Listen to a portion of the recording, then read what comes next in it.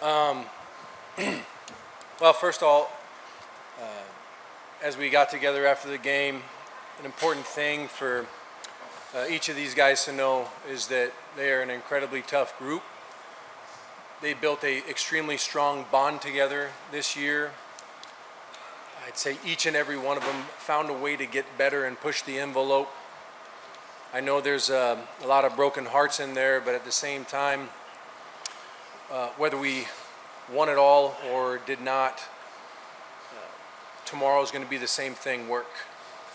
And we got a handful of things, obviously, that we learned about ourselves this year. We had a lot of young guys, especially this guy next to me, that jumped in and was a huge part of this baseball family.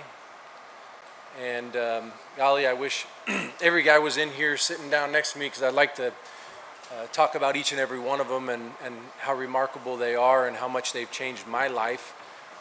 Legend.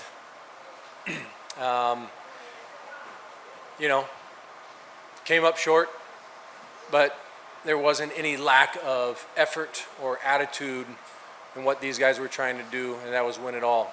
And so I'm proud of them. I love them, and I know they're hurting right now pretty good, but I know they're going to respond because that's what they do. Okay, we'll go ahead and take questions for Travis and Gavin.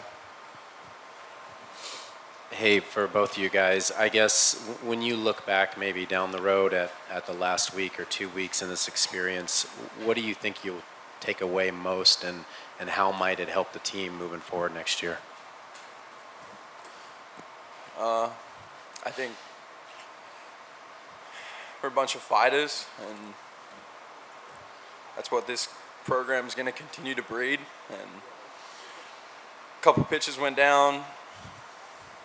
It's a strong team, but man, like the growth I saw from everybody this year, had our ups and downs, but just continue to pursue the game with confidence, and that's all we're going to take away is just keep doing that, and good things are coming.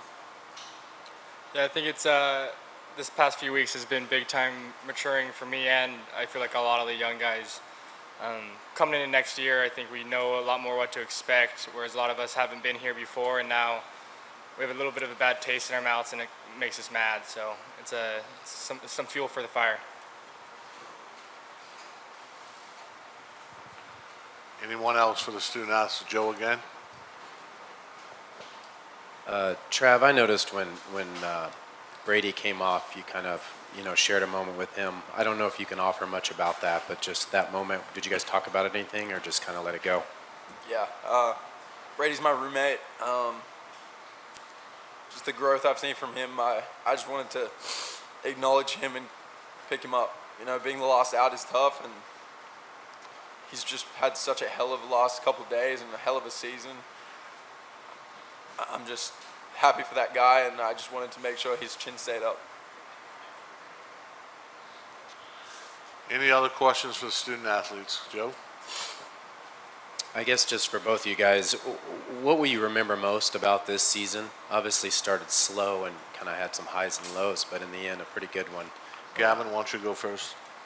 Yeah, I'd just say the connection that we built together as a team, coming from on and off the field, is something that I never thought I could have somewhere. So seeing that throughout the whole season and how much each guy cares about one another is something that doesn't go unnoticed.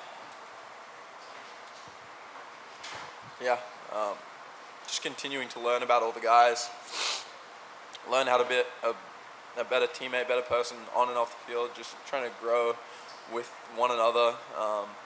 And I know Gavin and I are going to come back really strong next year, and hopefully bring these guys that we've built relationships with all year with us, and we're excited for the future, and just keep going. Okay, if there's not any other questions for the student athletes, we'll go ahead and release those guys. Thank you, gentlemen.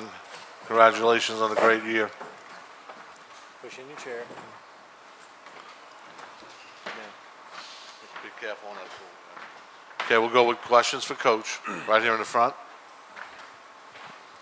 Yeah, Mitch, how hard was it to try to find some arms? I mean, you used 4 guys today that you already used in this tournament.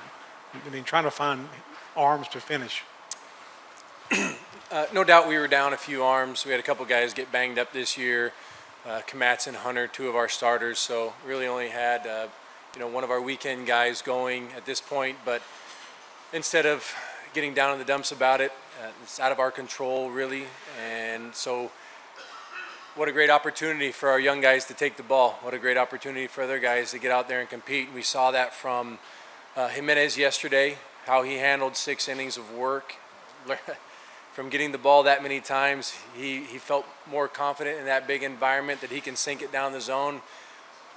It's something we saw, why we recruited him. He's got the attitude, he's got that makeup to go out there and compete, and he made some big strides. As we were in the clubhouse debriefing after the game, it was fun to have each guy stand up and share gratitudes towards each and every one of them, regardless of if they're pitchers or position players. At the first half of the season, our pitching really held us together. We were running a 3.14 ERA through the first couple weeks of pack play, and our offense hadn't got going yet, and we had 4 freshmen taking the ball consistently. And I know they want to come up big, and they had to put together a heavy workload, especially at the end without a couple starters in there, but saw guys like A.J. Ladder. I mean, this morning we woke up and we knew we were going to have to play 5 games to win it all. After a doubleheader yesterday and a potential doubleheader today, when we were getting together before stretch, every single guy, including Jimenez, came over to me and said, "I'm good to go today." They didn't even tell me they were good for an inning. They all told me they were good to go, whatever it takes. And that's when you know you have a special group. And that feeds off of guys like Ben Ferrer, or Ryan Brown, or A.J. Lattery, those older guys that set an example of putting in work each and every day. And it's no different. Those are the guys that are doing extra at practice, and they're doing extra when no one else is around, and they're taking care of the kitchen and the clubhouse and the dugouts. They're leading by example in all that they do, and that's why even though we had a couple guys down, as frustrating as that can be, at the same time, there's no fret. We always talk about being foxhole guys, and who are the guys that you want with you in there. And you look around the clubhouse, they're going to find a way to get it done. Victor Quinn, guy who threw that last inning for us, had a couple innings here, and really the whole first year he had struggled finding the strike zone, and this last month he had really made big strides, and it was guys continually pouring into him and him never giving up, trying to find a way to make it work. We had a handful of guys trying to make moves because they knew that opportunity was going to come up. We had a guy, Joey Munt, who was on roster this year but didn't get to throw an inning, was coming back off injury, and he had shared his story with other guys about his freshman year, where he did not get out there and compete to his best, did not pitch for a long time because he did not do well, and then he had opportunity late in the season, in the postseason, and he said his biggest regret was that he didn't go out there and continue to train and get ready for that next opportunity. He said, "Well, I guess I wasn't going to play." And he learned a lot from that, and he wants to teach others about how to go about their work. Just because you may have fallen on your face once doesn't mean you're no good. It means it's time to wake back up and go to work. So we look at it as a great opportunity, even down pitching. Won't use it as an excuse. Those are the guys we have, and we're excited at getting those 27 guys on the plane out here. Joe?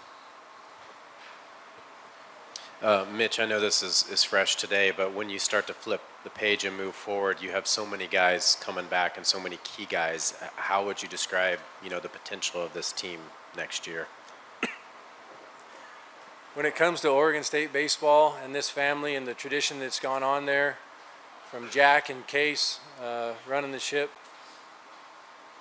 and I know that coaching staff in there cares so much about this Beaver family and how they put in the work too. It wasn't just in that clubhouse sharing gratitude towards the players. I want those coaches to know, undergrads, our SID, our athletic trainer, our strength coach, our analytics, everybody's an integral part of this family. And I know that there's so many people that care deeply about it, and I know those guys like Bazzana and Turley that were sitting up here on the stage next to me, and those young arms.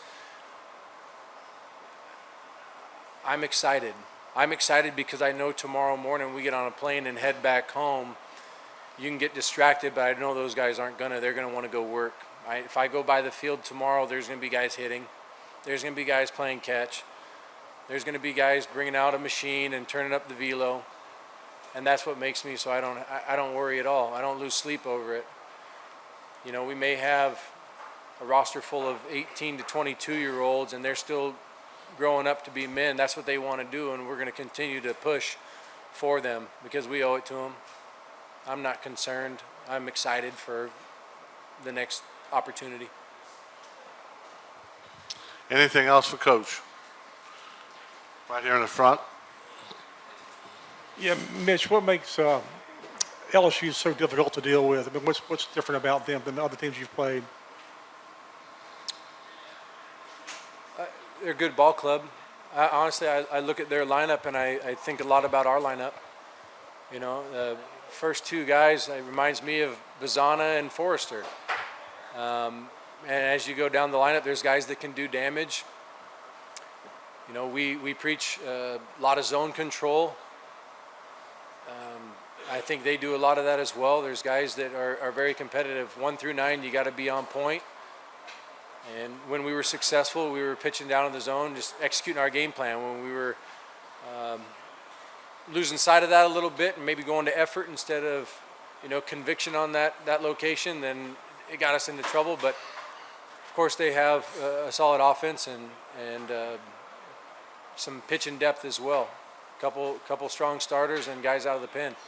But yeah, like we've always talked about all year, it doesn't matter if you're playing on a Tuesday, Wednesday, Friday, Saturday, or Sunday. The real guys show up all the time, and we're going to take any opponent as if they were all the best in the country, because we always assume that every team is going to approach us like we're the best in the country. You know, we know what our program brings. We know how tough we are, and so we know that everyone's going to bring their A game against us, and we got to make sure that we're doing that as well. Anything else? Coach, congratulations on a great year. Thanks for everything you did this week for us. Thank you, guys. Thank you.